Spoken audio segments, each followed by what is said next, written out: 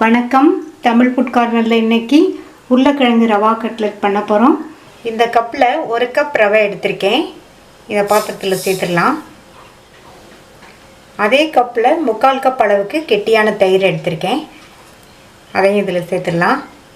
சேர்த்துட்டு இதை நல்லா மிக்ஸ் பண்ணிக்கணும். நல்லா இந்த மாதிரி கலந்து விட்டுருங்க. இப்போ இதை மூடி வச்சிடலாம். 15 நிமிஷம் ஊறட்டும். ஒரு பெரிய உருளைக்கிழங்கை வேக வச்சு தோல் உரித்து வச்சுருக்கேன். இப்போ இதை நல்லா மசிச்சுக்கலாம்.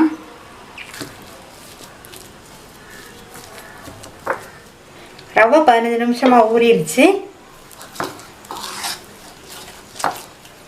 இது கூட மசிச்சு வச்ச உருளைக்கிழங்கு சேர்த்துடலாம். இது கூட மீடியம் சைஸ் வெங்காயம் பொடியாக கட் பண்ணது, 2 பச்சை மிளகாய் அதுவும் நல்லா பொடியாக கட் பண்ணது, பொடியாக கட் பண்ண இஞ்சி 1 டீஸ்பூன், சீரகம் 3/4 டீஸ்பூன், 2 டேபிள் ஸ்பூன் அளவுக்கு பொடியாக கட் பண்ண கொத்தமல்லி இலைகள், 1/4 டீஸ்பூன் சமையல் சோடா, இதுக்கு தேவையான அளவு உப்பு சேர்த்துட்டு எல்லாத்தையும் ஒன்றா நல்லா கலந்துடணும். நல்லா பிசைஞ்சாச்சு. 2 கையிலையும் லைட்டாக எண்ணெயை தொட்டுக்கங்க. கொஞ்சமாக மாவு எடுத்து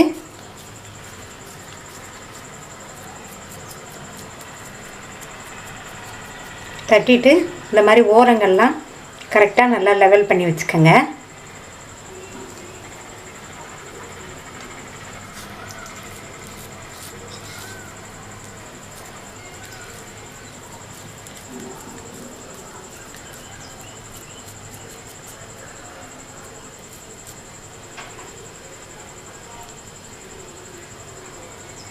இதே மாதிரி எல்லாத்தையும் தட்டி வச்சிடலாம். இந்த மாதிரி தட்டி தட்டி வச்சிட்டோம்னா டக் டக்குன்னு எண்ணெயில் போட்டு எடுத்துடலாம். கடாயில் எண்ணெய் விட்டு சூடாகிடுச்சு. நம்ம தட்டி வச்சதை ஒவ்வொன்றா எண்ணெயில் சேர்த்துடலாம்.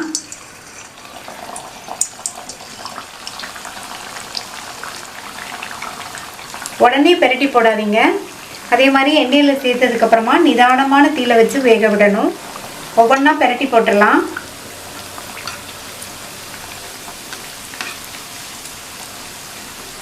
இந்த மாதிரி பெரட்டி போட்டு லைட் ப்ரௌனாக வந்தோடனே எடுத்துடலாம். நல்லா வெந்து லைட் ப்ரௌனாக வந்துருச்சு. இந்த ஸ்டேஜில் எடுத்துடலாம்.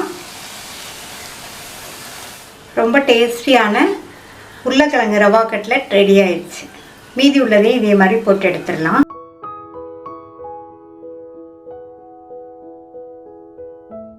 பிரெட் ரவா டோஸ்ட் பண்ண போகிறோம். இந்த பாத்திரத்தில் 1 கப் ரவை, ஒரு மீடியம் சைஸ் வெங்காயம் பொடியாக கட் பண்ணது, 2 சின்ன தக்காளி பொடியாக கட் பண்ணது அது சேர்த்துடலாம். தக்காளியில் உள்ள விதைகளை எடுத்துட்டு குட்டி குட்டியாக கட் பண்ணிக்கோங்க. துருவின கேரட் 1/4 கப் அளவுக்கு, கொத்தமல்லி தழை பொடியாக கட் பண்ணது இதையும் சேர்த்துடலாம். அது கூட 3 டேபிள் ஸ்பூன் அளவுக்கு தயிர், 1/2 டீஸ்பூன் தனி மிளகாத்தூள், இதுக்கு தேவையான அளவு உப்பு, எல்லாத்தையும் ஒன்றா கலந்துடலாம். நல்லா கலந்து விட்டாச்சு.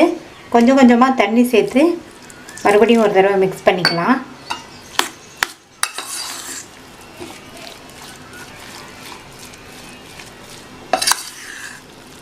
இந்த அளவு திக்னஸ்க்கு கலந்துக்கங்க. மூடி வச்சிடலாம். 10 நிமிஷம் மட்டும் ஊறட்டும்.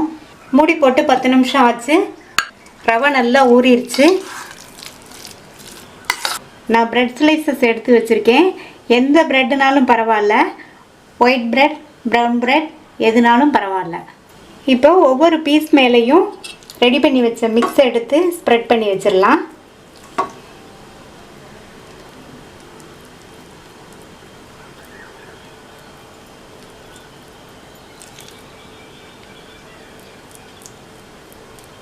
ப்ரெட்டோட எல்லா பக்கமும் இந்த மாதிரி ஸ்ப்ரெட் பண்ணி விட்டுருங்க. ஒரு பக்கம் மட்டும் தடவினா போதும், 2 பக்கமும் தடவணுங்கிற அவசியம் கிடையாது. இதே மாதிரி எல்லா பிரெட் ஸ்லைஸ்லேயும் இந்த மாதிரி ஸ்ப்ரெட் பண்ணி வச்சிடலாம்.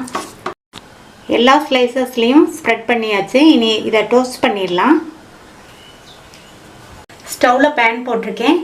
கொஞ்சமாக நெய் சேர்த்துட்டு இந்த மாதிரி தடவி விட்டுருங்க. ரெடி பண்ணி வச்ச பிரெட் ஸ்லைஸை இது மேலே வச்சிடலாம். லைட்டாக அந்த மாதிரி ப்ரெஸ் பண்ணி விட்டிங்கன்னா நல்லா அந்த சைடு வந்து டோஸ்ட் ஆயிடும். மேல் பக்கமும் கொஞ்சமாக இந்த மாதிரி நெய் சேர்த்துக்கோங்க. நெய் பட்டர் ஏதாவது ஒன்று சேர்த்துக்கோங்க. எண்ணெய் வந்து நல்லா இருக்காது. இப்போ பிரட்டி போட்டுடலாம். கலர் சூப்பராக இருக்குது. இப்போ எடுத்துடலாம். அந்த சைடும் டோஸ்ட் ஆயிடுச்சு. பிரெட் ரவா டோஸ்ட் சூப்பராக ரெடி ஆயிடுச்சு.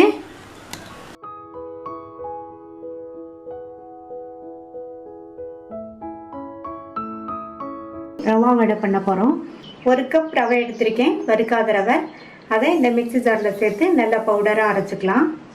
ரவையை அரைச்சாச்சு. ரவை வந்து மாவு மாதிரி நல்ல நைஸ் பவுடராக அரைப்படாது. இந்த அளவு இருக்கிற மாதிரி அரைச்சிக்கணும்.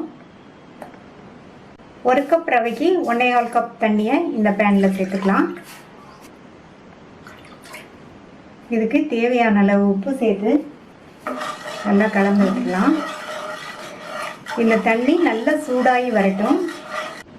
தண்ணி நல்லா சூடாயிடுச்சு. கொதிக்கணுங்கிற அவசியம் கிடையாது. இதில் பொடி பண்ணி வச்ச ரவையை சேர்த்து கிளறிக்கலாம். நல்லா கெட்டியாகி வர வரையும் கிளறிக்கணும்.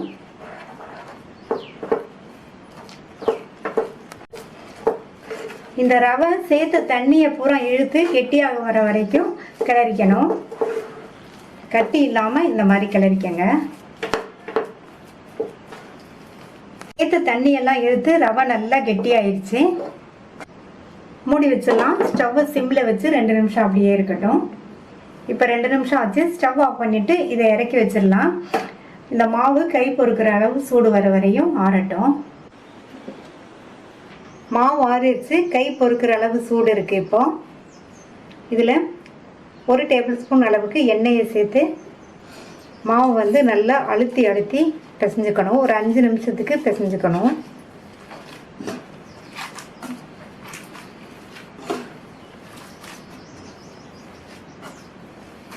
அஞ்சு நிமிஷமாக இந்த மாதிரி அழுத்தி அழுத்தி பிசைஞ்சாச்சு. இந்த அளவுக்கு பிசைஞ்சுக்கணும். அப்போ தான் வடை நல்லா சாஃப்டாக இருக்கும். இப்போ இது கூட 1 டேபிள் ஸ்பூன் பொடியாக கட் பண்ண வெங்காயம், 1 டீஸ்பூன் சீரகம், பொடியாக கட் பண்ண 2 பச்சை மிளகாய், 1/2 டேபிள் ஸ்பூன் அளவு பொடியாக கட் பண்ண இஞ்சி, பொடியாக கட் பண்ண கறிவேப்பிலை, கொத்தமல்லி இலைகள். இது கூட 1/4 கப் தயிர் சேர்த்து மறுபடியும் நல்லா பிசைச்சுக்கணும். எல்லாம் நல்லா ஒன்றா மிக்ஸ் ஆகிற மாதிரி பிசைஞ்சுக்கலாம்.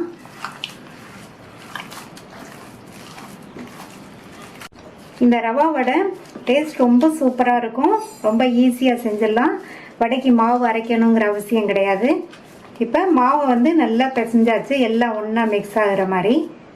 இப்போ வடையை தட்டி ரெடி பண்ணி ஒரு பிளேட்டில் எடுத்து வச்சிடலாம்.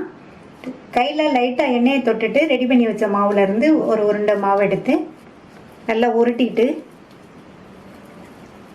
உள்ளங்கையில் வச்சு இந்த மாதிரி நல்லா ப்ரெஸ் பண்ணிவிட்டு நடுவில் ஓட்டை போட்டுறணும்.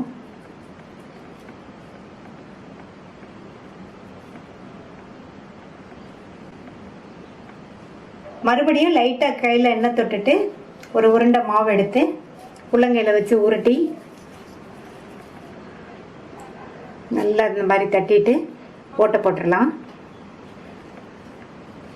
ரவா வடைங்கிறதுனால நம்ம 2 பக்கமுமே இந்த மாதிரி ஓல் போட்டுறணும். இதே மாதிரி எல்லாத்தையும் தட்டி ரெடி பண்ணி வச்சிடலாம். எல்லா மாவையும் வடையாக தட்டி வச்சாச்சு. எண்ணெயில் போட்டு பொரிச்சு எடுத்துடலாம். வடையை பொரிக்கிறதுக்கு எண்ணெய் விட்டு சூடாயிடுச்சு. ரெடி பண்ணி வச்ச வடையை ஒவ்வொன்றா எண்ணெயில் சேர்த்துடலாம்.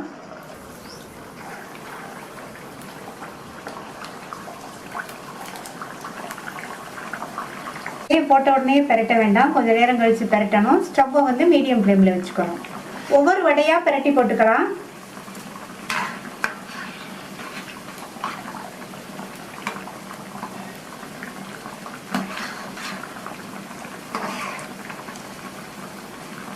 உளுந்த வடைன்னா நமக்கு வந்து வேகமாக வெந்துடும். ரவா வடைங்கிறதுனால இது வெந்து வர்றதுக்கு கொஞ்சம் டைம் ஆகும். இந்த மாதிரி பெரட்டி பெரட்டி போட்டு நல்லா பொன்னிறமாக வந்தோடனே எடுக்கணும். இந்த மாதிரி அடிக்கடி பரட்டி பரட்டி விட்டு வடை நல்லா பொன்னிறமாக வந்துருச்சு. இப்போ எடுத்தால் கரெக்டாக இருக்கும்.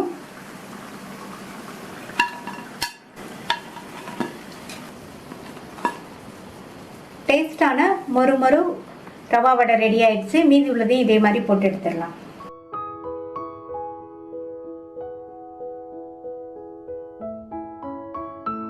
ரவா பக்கோடா பண்ண போகிறோம். இந்த கப்பில் 1 கப் ரவை எடுத்திருக்கேன். இதை இந்த பாத்திரத்தில் சேர்த்துட்டு அது கூட அதே கப்பில் 1/2 கப் தயிர் இதில் சேர்த்துக்கலாம். தேவையான அளவு உப்பு நல்லா மிக்ஸ் பண்ணி விட்டுடலாம். நான் வறுக்காத ரவை தான் சேர்த்துருக்கேன். நீங்கள் வறுத்த ரவை, வறுக்காத ரவை எந்த ரவை வேணாலும் சேர்த்துக்கங்க.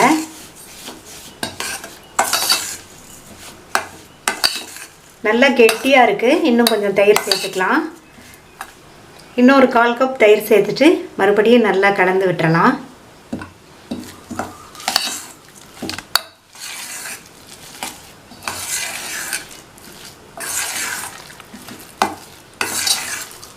நல்லா கலந்து விட்டாச்சு.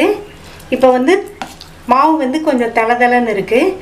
இதை 10 நிமிஷம் மூடி வச்சிட்டோம்னா இந்த ரவை தயிரை எல்லாம் இழுத்து ஓரளவு கெட்டிப்பட்டு வந்துடும். 10 நிமிஷம் இருக்கட்டும். ரவையை ஊற வச்சு 10 நிமிஷம் ஆச்சு. ரவை நம்ம சேர்த்த தயிரை எல்லாம் இழுத்து ஓரளவு கெட்டிப்பட்டு வந்திருக்கு. இந்த அளவுக்கு இருந்தால் தான் பக்கோடா கிள்ளி போடுறதுக்கு கரெக்டாக இருக்கும்.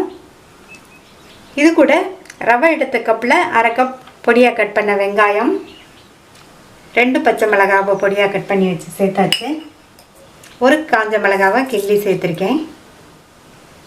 கருவேப்பிலை, கொத்தமல்லி பொடியாக கட் பண்ணது. அது கூட 2 பிஞ்ச் அல்லது 3 பிஞ்ச் அளவுக்கு பெருங்காயத்தூள் சேர்த்தோம்னா பக்கோடா நல்லா மணமாக இருக்கும். எல்லாத்தையும் நல்லா ஒன்றா கலந்து விட்டுறலாம்.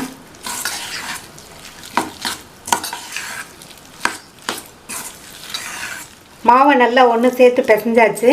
நம்ம சேர்த்து வெங்காயத்துலேருந்தும் லேசாக தண்ணி விடுறதுனால நம்ம எக்ஸ்ட்ரா எந்த தண்ணியும் சேர்க்க வேண்டியதில்லை. சேர்க்காமையே மாவு நல்ல பக்கோடா கிள்ளி போடுற பக்குவத்துக்கு இருக்குது. இந்த மாதிரி இருக்கணும். ரொம்ப கெட்டியாகவும் இருக்கக்கூடாது, ரொம்ப தளர்வாகவும் இருக்கக்கூடாது. இந்த மாதிரி இருக்கணும். இது கூட 1 டீஸ்பூன் அளவுக்கு நெய் சேர்த்துடலாம். நெய் சேர்த்தோம்னா நல்லா மணமாகவும் கிறிஸ்பாகவும் இருக்கும். இதுக்கு பதில் நீங்கள் பக்கோடா பொரிக்கிறதுக்கு நம்ம எண்ணெய் சூடாக்கி வைக்கும்போது அதிலிருந்து 1 டேபிள் ஸ்பூன் சேர்த்துக்கோங்க. இப்போ அதை நல்லா மறுபடியும் பிசைஞ்சு விட்டுறலாம். கடாயில் எண்ணெய் விட்டு சூடாகிடுச்சு. நம்ம ரெடி பண்ணி வச்ச மாவுலேருந்து எடுத்து இந்த மாதிரி ஷேப்பாக போடாமல் ஷேப்லெஸ்ஸாக இந்த மாதிரி கிள்ளி கிள்ளி போட்டுக்கணும்.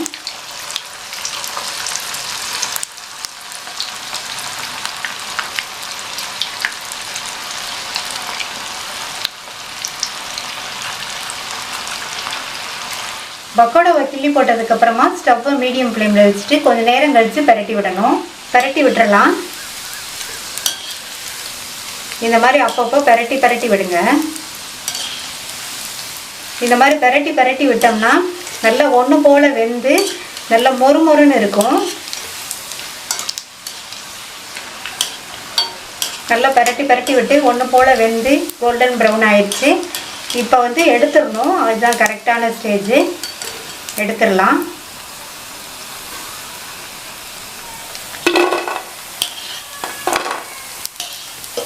டேஸ்டான ரவா பக்கோடா ரெடி ஆயிடுச்சு. மீதி உள்ளதையும் போட்டு எடுத்துருக்கேன். எல்லா பக்கோடாவையும் போட்டு எடுத்தாச்சு. கடைசியாக அந்த சூடான எண்ணெயிலேயே கொஞ்சம் கருவேப்பிலையை வறுத்து இந்த மாதிரி சேர்த்துக்கலாம்.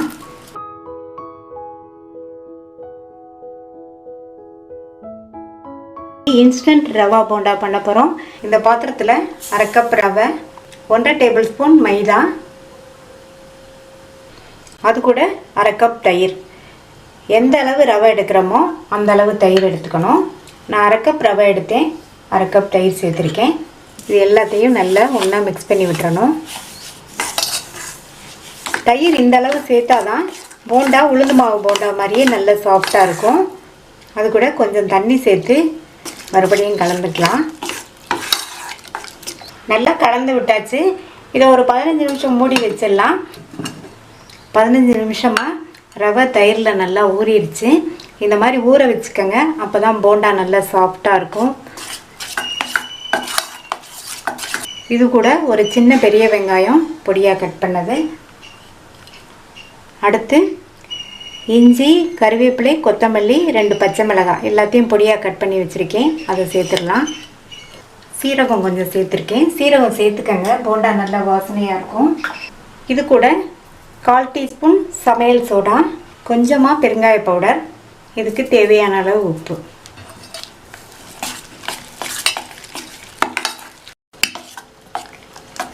நல்லா கலந்து விட்டாச்சு. மாவு வந்து போண்டா போடுற அளவுக்கு கரெக்டாக இருக்குது. இந்த அளவுக்கு இருக்கணும். கெட்டியாக இருந்ததுன்னா போண்டா வந்து ஹார்டாக இருக்கும். மாவு ரெடி ஆயிடுச்சு. எண்ணெயில் போட்டு எடுத்துடலாம். கடாயில் எண்ணெய் விட்டு சூடாயிடுச்சு. மீடியம் ஹீட்டில் இருக்கும்போதே கையில் வந்து லைட்டாக தண்ணியை தொட்டுட்டு மாவு எடுத்து இந்த மாதிரி போண்டா சைஸ்க்கு போட்டுருங்க.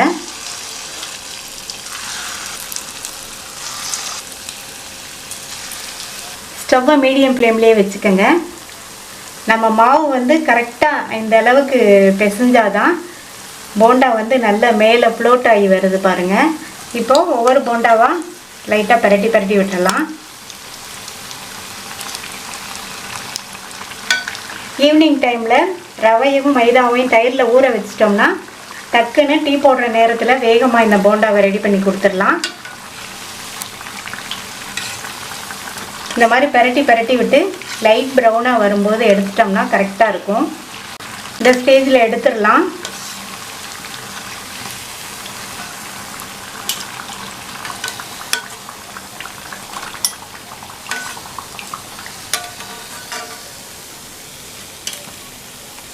ரொம்ப டேஸ்டான வேகமாக பண்ணக்கூடிய இன்ஸ்டன்ட் ரவா போண்டா ரெடி ஆயிடுச்சு.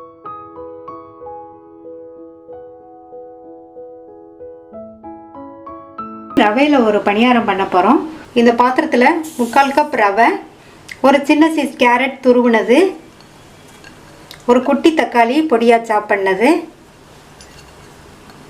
ஒரு பச்சை மிளகாய், கட் பண்ண கொத்தமல்லி இலை. நல்லா கலந்து விட்டுட்டு 1/4 கப் அளவுக்கு தண்ணியை சூடு பண்ணி வச்சுருக்கேன். அதை மொத்தமாக ஊற்றிடாமல் கொஞ்சம் கொஞ்சமாக சேர்த்து கரைச்சிக்கணும்.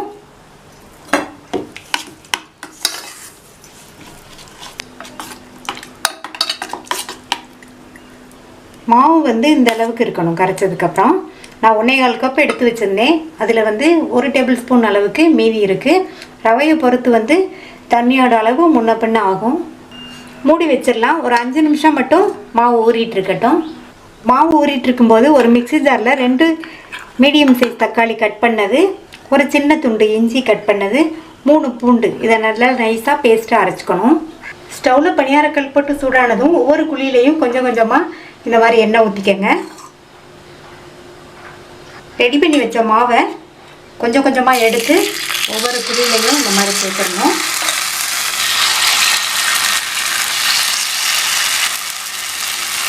நம்ம மசாலாவில் பரட்ட போகிறதுனால மாவு வந்து கொஞ்சம் கொஞ்சமாக ஊற்றினா போதும்.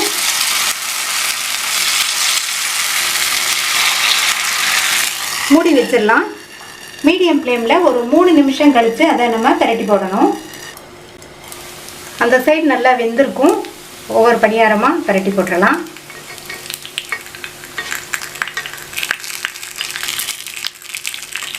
இந்த சைடு முன்னாடி இருந்ததை விட வேகமாக வெந்துடும். அதுக்கு ஒரு 2 நிமிஷம் கிட்ட ஆகும். அந்த சைடும் வெந்துடணும், எடுத்துடலாம். இதுக்கு மூடி போட வேண்டாம். பரட்டி போட்டு 2 நிமிஷம் ஆச்சு. அந்த சைடும் வெந்துருச்சு, எடுத்துடலாம். எல்லா பணியாரத்தையும் எடுத்தாச்சு. மீதி உள்ள மாவையும் இதே மாதிரி ஊற்றி எடுத்துடலாம். கடாயில் 2 டீஸ்பூன் எண்ணெய் விட்டு சூடாயிடுச்சு. அதில் 1/2 டீஸ்பூன் கடுகு, 1/4 டீஸ்பூன் சீரகம், ஒரு பிஞ்ச் பெருங்காய பவுடர், கறிவேப்பிலை, அரைச்ச பியூரியை சேர்த்துடலாம். தக்காளி விழுது கொதிச்சிருச்சு. அது கூட 1 டீஸ்பூன் மிளகாத்தூளும், 1/2 டீஸ்பூன் தனியாத்தூளும், 1/2 டீஸ்பூன் உப்பும் சேர்த்துட்டு நல்லா மிக்ஸ் பண்ணி விட்டுருங்க. இந்த மசாலாவோட பச்சை வாசனை போகிற வரைக்கும் இது நல்லா கொதிக்கட்டும். பச்சை வாசனை போக நல்லா கொதிச்சிருச்சு. இந்த பணியாரத்தை இதில் சேர்த்துட்டு நல்லா பரட்டி விடணும். நல்லா பரட்டி விட்டுடலாம்.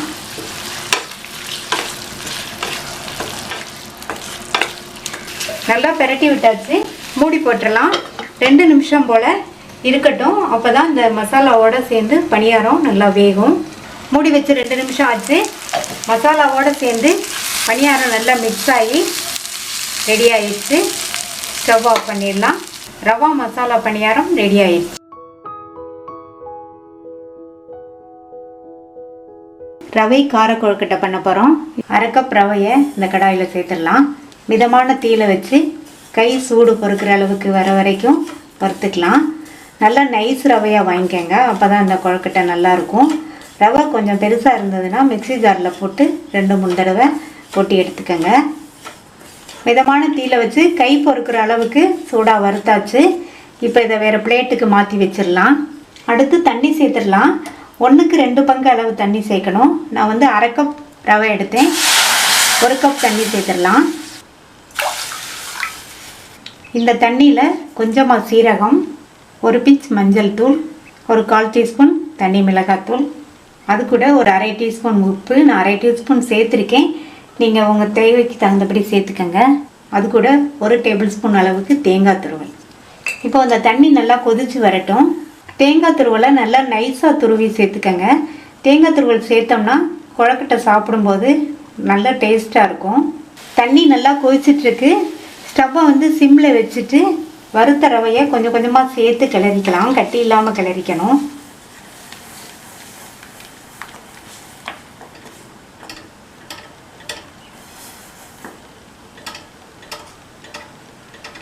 இப்போ வந்து நல்லா கட்டி இல்லாமல் கிண்டிகிட்டே இருக்கலாம். அது நல்லா கெட்டிப்பட்டு வரட்டும். சேர்த்த தண்ணியெல்லாம் உறிஞ்சி ரவை நல்லா கெட்டியாக வந்துடும்.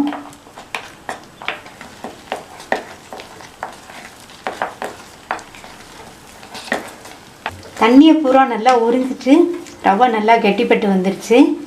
இதை ஒரு 10 நிமிஷம் மூடி வச்சிடலாம். ஸ்டவ் ஆஃப் பண்ணியாச்சு. 10 நிமிஷம் ஆச்சு. திறந்து பார்க்கலாம். இது ஓரளவு ஆறிடுச்சு. பிளேட்டுக்கு மாற்றி வச்சிடலாம். கையில் லைட்டாக எண்ணெய் அப்ளை பண்ணிவிட்டு இதை வந்து நல்லா பிசைஞ்சிடலாம். அப்போ தான் உருட்டை வரும். நல்லா பிசைஞ்சாச்சு. இனி இதை சின்ன சின்ன உருண்டைகளாக உருட்டி வச்சிடலாம். இதிலேருந்து மாவு எடுத்து உங்களுக்கு எந்த சைஸ் வேணுமோ அந்த சைஸ்க்கே உருட்டிக்கங்க. நல்லா ஒன்று போல் கீறல் இல்லாமல் உருட்டிக்கங்க.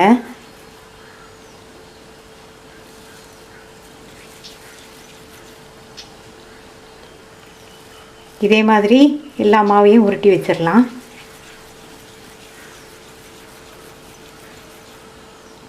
எல்லா மாவையும் உருண்டைகளாக உருட்டி வச்சாச்சு. இட்லி தட்டில் கொஞ்சமாக எண்ணெய் தடவி க்ரீஸ் பண்ணி வச்சுருக்கேன். இந்த உருண்டைகளை பூரா இட்லி தட்டில் எடுத்து வச்சிடலாம்.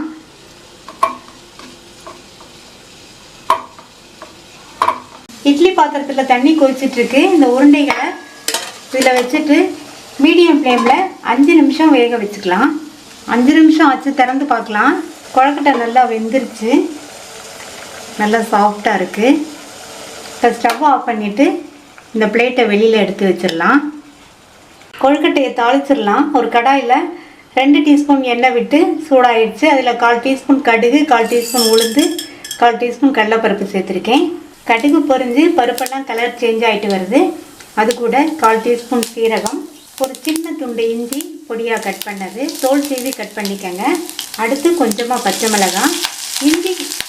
இஞ்சிக்கு பதில் நீங்கள் பெருங்காய பவுடர் கூட சேர்த்துக்கலாம். அடுத்து கறிவேப்பிலை, அது கூட 1 டேபிள் ஸ்பூன் அளவுக்கு பொடியாக கட் பண்ண வெங்காயம். இந்த வெங்காயத்தை லேசாக வதக்கி விட்டுக்கோங்க. வெங்காயம் லேசாக வதங்கினதுக்கப்புறமா ஒரு சின்ன சைஸ் தக்காளியை நல்லா பொடியாக கட் பண்ணி சேர்த்துக்கோங்க. அதை லைட்டாக வதக்கி விட்டுட்டு நீங்கள் தக்காளி சேர்த்துக்கலாம். அல்லது கொழுக்கட்டையெல்லாம் ரெடி ஆனதுக்கப்புறம் கடைசியாக 1 ஸ்பூன் லெமன் ஜூஸ் கூட சேர்த்துக்கோங்க. இது கூட 1 பிஞ்ச் மஞ்சள் தூள், 1/4 டீஸ்பூன் அளவுக்கு தனி மிளகாத்தூள், அதுக்கப்புறம் இந்த மசாலாவுக்கு தேவையான அளவு உப்பு. ஏற்கனவே கொழுக்கட்டையில் உப்பு சேர்த்து தான் வேக வச்சுருக்கோம். இதை வந்து நல்லா மிக்ஸ் பண்ணி விட்டுக்கலாம். இந்த தக்காளி வெங்காயம் எல்லாமே நல்லா வதங்கட்டும். தக்காளி எல்லாம் நல்லா வதங்கி மசிஞ்சிருச்சு. சேர்த்து மிளகாத்தூளோட பச்சை வாசனையும் போயிடுச்சு. இப்போது இந்த வேக வச்ச கொழுக்கட்டைகளை இதில் சேர்த்துடலாம். கொழுக்கட்டையை சேர்த்ததுக்கப்புறமா சிம்மிலேயே வச்சு நல்லா பிரட்டி விடுங்க. இந்த மசாலா எல்லாம் இந்த கொழுக்கட்டைகளோட கோட்டாகி இருக்கும். நீங்கள் சாப்பிட்றதுக்கு ரொம்ப நல்லாயிருக்கும். நீங்கள் பிரேக்ஃபாஸ்ட்டுக்கு வேணாலும் சாப்பிட்டுக்கலாம், அல்லது ஈவினிங் டைம் ஸ்நாக்காகவும் சாப்பிட்டுக்கலாம். நல்லா ஒன்றா கலந்து விட்டாச்சு. கடைசியாக கொத்தமல்லி தழை சேர்த்துடலாம். உங்கள்கிட்ட கொத்தமல்லி தழை இன்னும் இருந்தால் இன்னும் அதிகமாக கூட சேர்த்துக்கங்க. நல்லா டேஸ்ட்டாக வாசனையாக இருக்கும். இப்போ ஸ்டவ் ஆஃப் பண்ணிடலாம். நல்லா மிக்ஸ் பண்ணி விட்டுறலாம். அவ்வளவுதான், ரொம்ப டேஸ்டான ரவா கார கொழுக்கட்டை ரெடி ஆகிடுச்சு. நீங்களும் ட்ரை பண்ணி பார்த்துட்டு லைக், ஷேர் அண்ட் கமெண்ட் பண்ணுங்கள். தமிழ் ஃபுட் கார்னர் சேனலுக்கு சப்ஸ்கிரைப் பண்ணுங்கள். தேங்க்யூ.